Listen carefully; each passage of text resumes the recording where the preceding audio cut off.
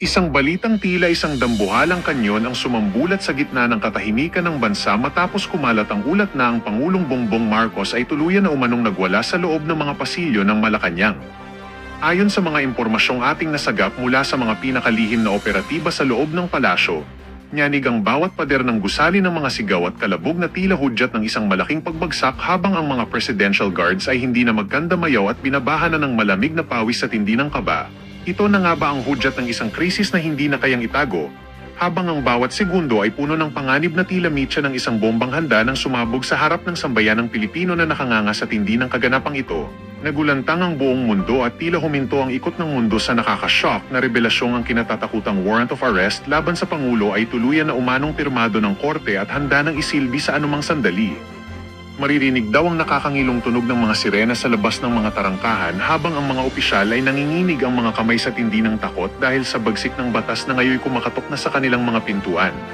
Tila binabagtas na natin ang pinakamadilim na kabanata ng ating kasaysayan kung saan ang dating hindi mahawakang kapangyarihan ay tila naglalamat na parang bubog na nag-iiwan sa buong administrasyon na tuliro at nanginginig ang mga kalamnan sa harap ng nagngangalit na bagyo ng pananagutan. Ito na nga ba ang huling kabanata ng maliligayang araw at ang simula ng isang madugong paghuhukom na wawasak sa lahat ng inyong pinaniniwalaan tungkol sa katatagan ng ating gobyerno?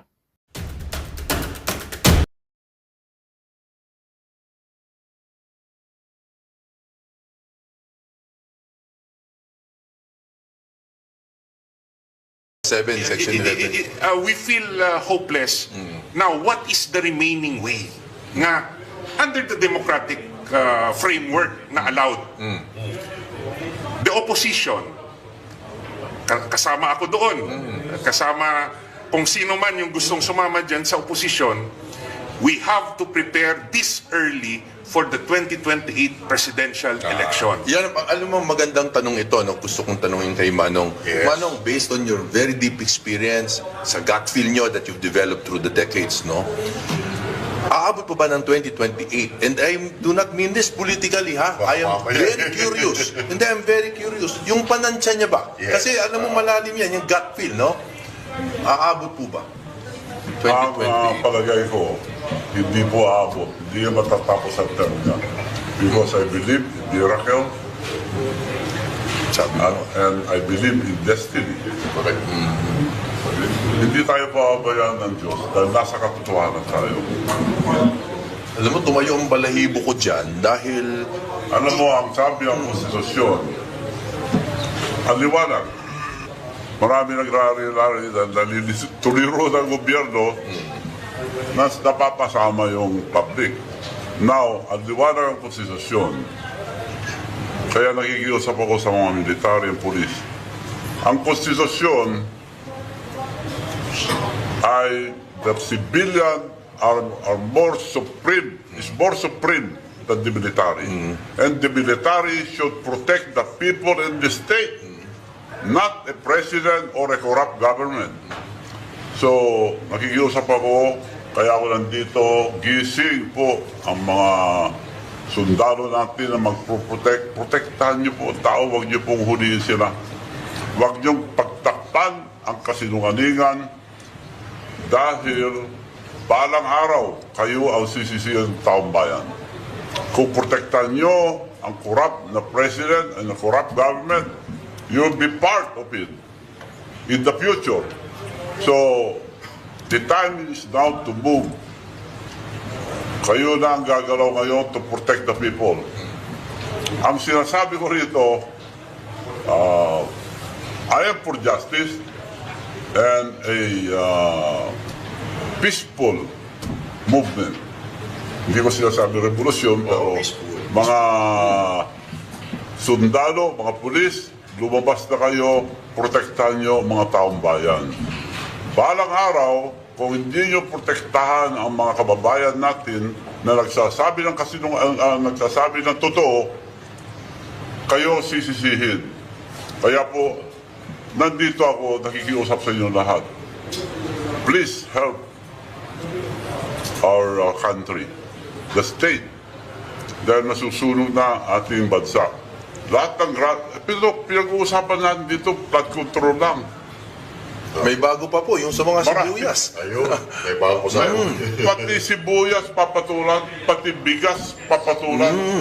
Kawawa ang ating bansa. Wala na natira. Kawawa. Marami ako dito papasabog pero hindi ko po sabihin. I'm Manong, waiting. wala ba tayo kahit isa dyan na matitikman? Hindi ako pwedeng pwede, parang ano pwede. ba, panabig ba sa ating mga... Kasi ang hirap, Manong, see-through to, pero hindi namin makita yung nasa loob. May takip. May takip eh. Pero, eto po, may tanong dito galing sa ating mga comments, sa mga netizens. Ay, baka yan, Master Judea, manawagan tayo, habang nandito po si Manong Chavit, magtanong na po kayo ng mga inyong katanungan. Sige po. Eto, basahin po natin. Ito ay galing po kay Kenneth Robles ng Cagayan de Oro. Sabi niya dito, ang tanong niya, bakit ang tahimik ng Senado? Wala man lang kumikibo. May alam po ba sila pero ayaw magsalita? Takot ba sila o kaalyado? Ano po bang silbi ng check and balances kung lahat tahimik? Mano? Ang katahimikan ng Senado, may ibig sabihin, meron silang tinatago. Ayun. Bakit sila tahimik? Meron silang tinatago. Meron silang sariling ambisyon. At nung araw, kukunti ang hindi nagsasalita. So kako nga, sa ngayon, dumami na ang kasama yung Senado, nag-member na sila ng silent majority. Majority ng silent, silent majority na sila lahat. Hindi na kagaya ng araw na may tunay na posisyon. Kami lalagyan si Don JV. Alam nyo, kanina sinabi ni Kajimi na kasama raw kami sa mga natalo, no? Nung 2025 election, no? Dinalo o dinaya? Yung sa akin, sa tingin ko, natalo kami sa counting ng COMELEC. Sa COMELEC counting. So, hanggat hindi na imbestigahan ng malalim ang resulta ng Mayo 2025 election, inaamin ko natalo kami ni Kajimi sa counting ng COMELEC. That's why ito yung nakakalimutang dapat pag-usapan, Manong Chavit. We have to bring to the public the importance na dapat magkaroon ng thorough investigation of our electoral process, lalo na sa pagbilang ng boto. Kasi salita tayo ng salita kontra korupsyon ngayon, pag hindi nangyari ang miracle at by 2028 may eleksyon tayo, kahit popular ang ating pambato sa presidente, no? Kung yung bilangan, makina, at wala man lang pirma, wala man lang thumb mark, wala man lang serial number, yung balota, at yung source code, questionable na Baka may data center 3 na naman. May mga ganong bagay at yung issue kung tama ba ang paggamit ng vote counting machine, kasi yung sa batas nakalagay na dapat manual counting sa presinto. Tama. At the precinct level. At the precinct level. At yung transmission lang yung pwedeng maging electronic. Pag hindi natin napag-usapan at naimbestigahan na makompare ang balota, makompare sa soft copy, no? At makompare sa transmitted result ng makina sa COMELEC, baka mamaya yung mananalo ay kung sino yung bibilangin ng makina na idedeklara ng COMELEC. So lahat ng ating pinag-uusapan ngayon against corruption, honest election, wala. Dahil nakalimutan natin pag-usapan na may problema pala tayo sa COMELEC. So, alam mo, Attorney JV, Master Judea, Manong Chavit, no?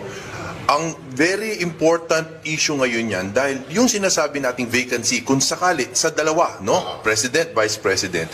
Lagi natin sinasabi na magiging presidente yung Senate President. Totoo yun pero temporary yun, ha? Kasi by law, nasa Constitution din, within 3 days, no? Kailangan mag-convene ng Congress at gumawa sila ng batas for snap election Ayun. to be conducted not earlier than 45 days but not later than 60 days. Ibig sabihin, within a month and a half to 2 months, magkakaroon ng snap election for president. Eh, paano kung meron pa rin pong di umano na may hawak ng ating electoral system, Delikado. eh di wala din. Wala rin mangyayari. Wala din. Yung pinaghirapan natin mga Pilipino, doon pa rin nabagsak. Manong, meron ba kayong pang-substantiate na talagang merong konting magic sa, alam niyo na po, sa botohan? Well, bakit na tayo umabot doon dahil ako hindi naabot sa election ko. Pero napalayo na tayo sa issue eh. So, In-explore lang natin, pero ayan ang magandang marinig eh. Actually, gusto natin yan. sa Senado, walang mangyayari. Sa Nelson sila eh. Walang mangyayari yan. Dahil yung mga nagsasabi ng katotohanan, pinipigil nila. At pinoprotektahan nila ang mga sinungaling. Yes. Walang mangyayari dyan. Kaya, in due time, ilalabas ko lahat ang ebidensya ko. Aantayin ko talaga to. Pero ayaw ko Kaya sila silent dyan. Yung hustisya na tinatawag ni Manong Chavit, too near, too far. Nasa tabi na natin yung kanyang dokumento, too far, kasi hindi natin alam kailan niya ilalabas. Hawakan na lang natin. mapapali, di ba? Mabuti na lang yung nabalitaan ko lang sa news, ha? Yung sasakyan ni Manong Chavit ay armored. Matagal na, if Oo. you remember. So yan yung nabalitaan natin, kaya medyo, yan, naka-plastic lang. Pero yung sinasakyan niya, armored. No? BMW. Oo, BMW, malam, no? Baluarte Motorworks. Yeah. Pero may question ako regarding sa election pa rin. Para hindi na tayo lumayo. Oo. Kung sakasakali po, Tony JB, Attorney GB, kung kayo po ay nakapasok, may difference po kaya? Alam mo, Sa nangyayari ngayon? unahan kita, ka-JB, to be very honest, tingin ko wala. Wala, ganun pa. Because I would like to say na meron, no? Pero kasi right now, kahit yung mga kilala kong may prinsipyo doon, hindi rin kasi makaporma. Yes. No, pero of course I would have tried. No, I would have tried. Hindi niyo po ako makikitang tatahimik. Dahil ako po ay hindi hawak ng kahit sinong oligarkiya. Yes. No, ewan ko kay KJB. Tony. Honestly, I would have made a difference. Bakit? Mangunguna ako na sasamahan ko yung mga rallyista sa lansangan. As senator na nandun sa lansangan, hindi naka-aircon. Dapat. At kung nangyari yun na nandun ako sa rally, pagsasabihan ko yung kaibigan ko si Kajimi, samahan mo ako dito. Ay, sasama naman ako. Mangunguna pa. Pero ang sinasabi ko lang kanina is, I hope we can make a difference. Saka, It just seems like, Oo. parang hawak nila lahat ng sangay no? Ngayon kasi, Norma, sorry. Ngayon kasi, ang parang nag-oppose lang sa kanila is tatlo. Yung nasa, kung nadagdagan man lang siguro, yung Siguro. katulad nila Robin Padilla, Senator Bato at Senator Bongo, baka mayroong konting Numbers matter. I think we could make a difference if the numbers are medyo... When you say difference, iba yung the passage of law or a resolution as against being the spokesperson of the masses, Tama. spokesperson of the Filipino people. Sana, no, kung nandun ako, kasabay ko yung taong bayan nagsasalita. Sa House of Representatives, meron. Kahit sinasabi ng iba na medyo iba yung kanyang pag-iisip, nandyan si Congressman Barsaga, nagsasalita. Yes. Nandyan si Congressman Marcoleta, nagsasalita. Sa Senado, nandyan yung mga kaibigan namin. Pero siguro iba lang yung galaw ng isang Senator Hinlo, Senator Jimmy Bondoc, at Senator Chavit, no? Kung nangyari. Kaso Nag-withdraw nag-withdraw. So, it would have made a difference kung mas marami yung Duterte 10 doon. Kaya nga, sa taong bayan na sumusuporta sa kay Tatay Digong at kay Vice Presidente Sara, hindi yan sa padami-dami ng boto na maging number 1 senator. Sa padami-dami yan ng senador sa loob ng Senado. Aanhin ni Senator Bongo, number 1 siya. Number 3 si Senator Bato. Number 6, I think si Senator Marcoleta. Tatlo lang sila. Yes. Outvoted. Yung iba na kinampihan pa, nagbaliktad. We would have Sige made nga, pangalanan mo nga, partner. Senator Villar and si Senator Marcos, kampi natin, pero it would have been different. I would have rather have a Senator Bondok there than a Senator Marcos. Yes. No? So, personal ko yan na paninindigan. But we welcome the pronouncement of support from Senator Aimee. Malaki rin sakripisyo niya. But from the start, Yes, malaki this ang would not sakripisyo. have happened if the public knew yung sitwasyon ni Pangulong Marcos from the very start. Kung napaaga, ano? Kung Partner, napaaga. maisingit ko lang, I don't know how much time Manong Chavit has Yes. with us today. Sana, mahaba pa. But in case lang he has to go, ang final question ko, Manong, ano palagay nyo ang reason kung bakit galit na yung taong bayan and yet ang liit po ng numero na nakikita natin sa kalsada, no? Yung sa lansangan, siguro ang pinaka-effective na movement recently was the INC, obviously, no? Because they've always proven to be very united. Pero right now, they said a trillion peso march. They did not say trillion man march, no? They said trillion peso march. Pero be that as it may, yung trillion peso march, it sounds big. Pero pagdating po sa numero, 3,000, 5,000. Yung trillion, naging 3,000, ano? So, what do you think is the reason, Manong, sa poor numbers? Ang kalaban natin dito, may flood control project.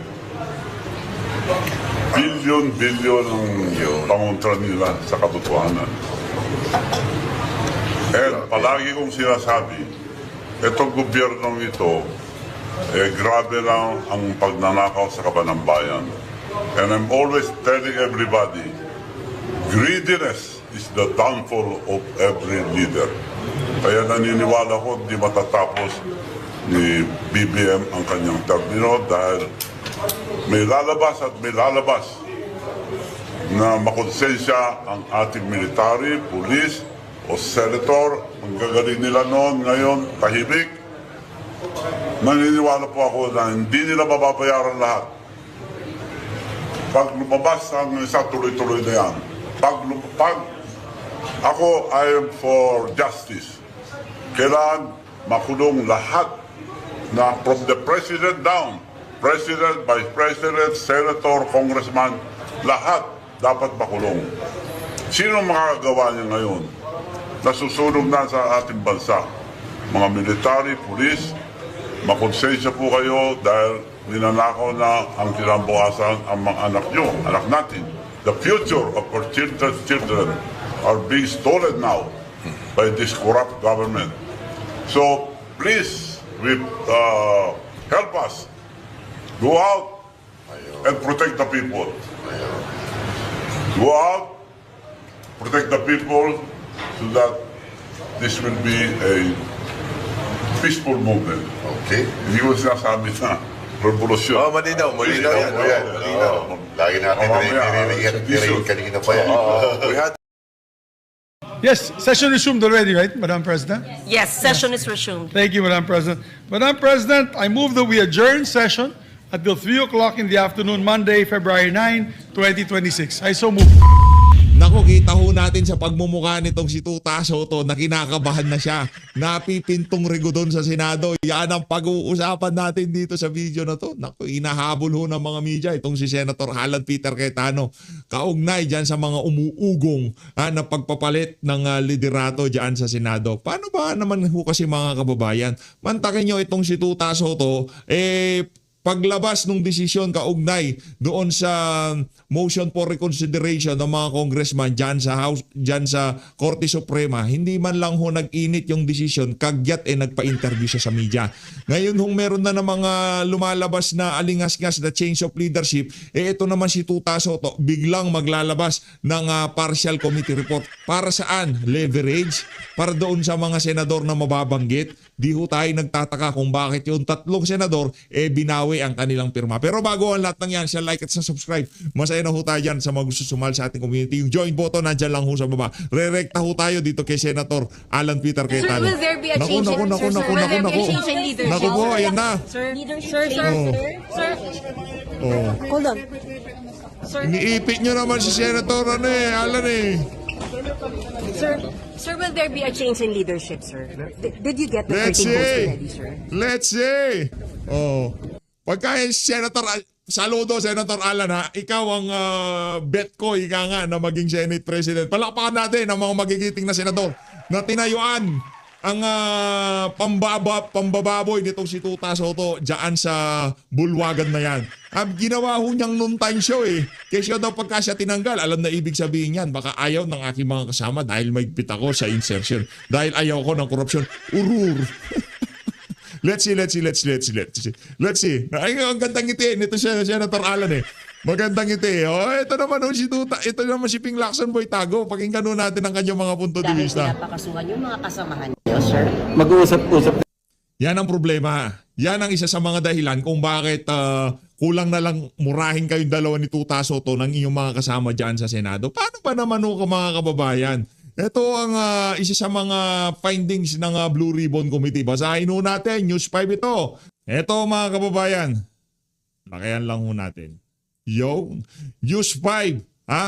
Draft and partial flood control report. Kinumpirma ni Senate Blue Ribbon Committee Chairman Ping Lacson na sa posibleng rekomenda ang paghahain ng kaso laban kina Sen Jingo Estrada, Sen Joel Villanueva, Sen Chis Escudero at ang dating mambabatas na sina Saldico at Bong Revilla at Mitch Kaayon Uy. Naku, si Mitch Kaayon Uy. Naalala nyo ba si Mitch Kaayon Uy?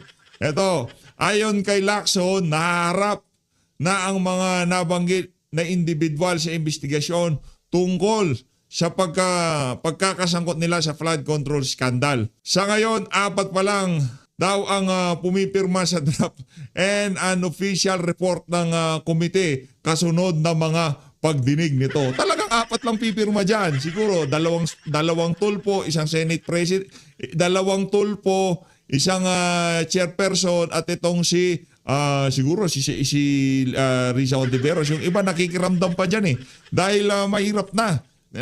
Hindi ho basta-basta pumipirma ng mga dokumento ngayong mga panahon na to. Yan ang problema. Binanggit na ni Saldico. Binanggit na ni Trajib Olivar. Ay binanggit na ni Bernardo. Sinong binanggit ng dalawa na to? Si Trajib Olivar, si Adrian Bersamin, Amena Pangandaman, at iba pang mga opisyal sa administrasyon itong si Marcos Jr. Kasi hindi basta-basta ang posisyon ng mga sekretarya na yan. Mabibigat yung mga pwestuhan na yan.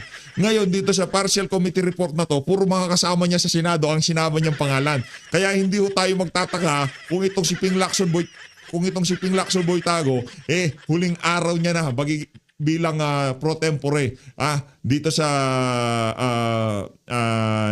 20th Congress na to Hindi tayo magtataka dyan mga kababayan. Tuloy natin. na kami mamaya.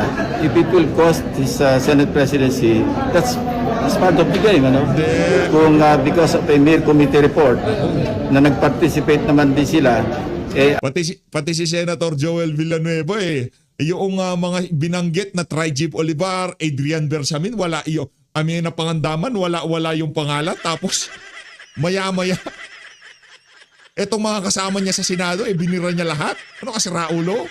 ayaw na sila at patanggalin na ng Senate President. I will take responsibility somehow. But the Senate President is all behind the Blue Ribbon Committee. Not in its findings. Kaya nga di-discuss namin, he will be there. Nagkausap kayo ni SP na baka mamiligro yung Hindi kanyang na namin posisyon. pinag-usapan yan. Pinag-usapan namin yung issues. Hindi yung issues. Kalokohan naman, sinungalingan naman itong si Pinky. Alam nyo na, from the get-go, malapit na matanggal yung si Tuta Soto. Doon sa mga pronouncement niya sa social media, kesyo chacha, kesyo anong kalokohan. Tapos nauna pang naglabas ng committee report si Senator Rodante Marcoleta sa inyo. Alam nyo na inaayawan na kayo ng mga kasama nyo dyan sa Senado. At saka ano naman yan, di ba? Botohan naman yan, di ba? Kung ang anong gustong karamihan, yun ang masusunod. Wala kayong maraming cheche-bureche sinasabi na kesyo. Siguro dahil mahigpit ako, ano mahigpit? Because Blue Ribbon Report. But sir, Kaya nga tumulong na rin siya how to use the proper language.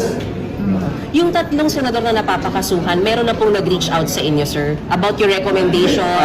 I think si Senator Joel was asking Mga kasama niya, mga pinagkakasuhan niya.